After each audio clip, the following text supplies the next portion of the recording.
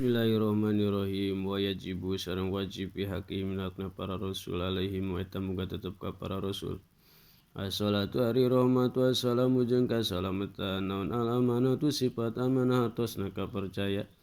Wa diduha sareng ari lalawanan itu amanah khianatu eta khianat hartosna cidera wa dalilu sareng ari dalilna. Ala dalika kana itu sifat amanah annahum eta sanyana para rasul lau khonu eta lamun teu khianat para rasul bipilih muharomin kumigawe anu diharamkeun au makruhin atau anu dimakruhkeun. Lakuna ta yakin bukti urang sadayana makmurina eta anu diparentahkeun kabeh bimisli dalika kana pantarna itu pilih muharomin au makruhin. Wala yasu sareng teu sanon anu maroyen diparentahkeun urang sadayana bi muharomin kana anu diharamkeun au makruhin atau anu dimakruhkeun.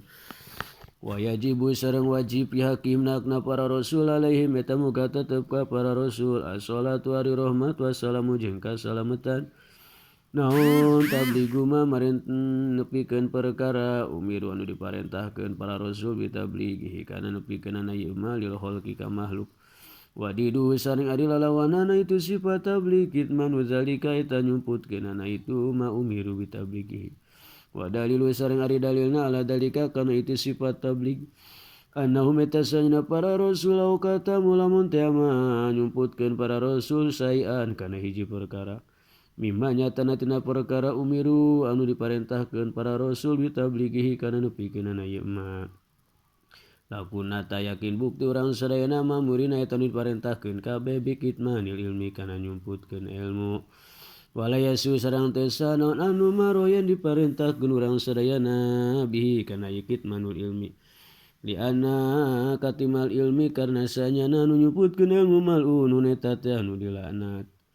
Wa yajibu sareng wajib hakim nakna para rasul alaihim eta muga tetep ka para rasul as-salatu ari rahmat wassalamu jeung kasalamatan. Naon al-patona tu sifat patona hartosna pinter wa diduha sareng ari lalawanan sifat patona al-bilada tu eta bilada hartosna belet. Wa dalilu sareng ari dalilna ala zalika kana itu sifat patona annahu eta sanyana para rasul lawintap annahu eta sanyana kalakuan lawintapas eta lamun teu maeuweuh alaihim anhum ti para rasul non al-patona tu sifat patona. Lama qadaruta moal kadugaeun para rasul ayukimu kana yen ngadekeun para rasul hujatan kana hujah alal husmi ngelekeun musuh wa huwa sareng ari itu lama qadaru ayukim hujatan muhalun eta teh mustahil di anal qur'ana karna sanyan al-qur'an dalla eta nudukeun ya al-qur'an pimawadi adina pirang-pirang tempat kasirotin anu loba alai qomatihim kana ngadekeunna para rasul hujatan kana ala hujjata kana hujah alal khosmi ngelekeun musuh wal jaiju jeung ari anu meunang pihakim hakna para rasul alaihi kita muga tetep ka para rasul salatu wa rahmat wassalamu jeung kasalamatan.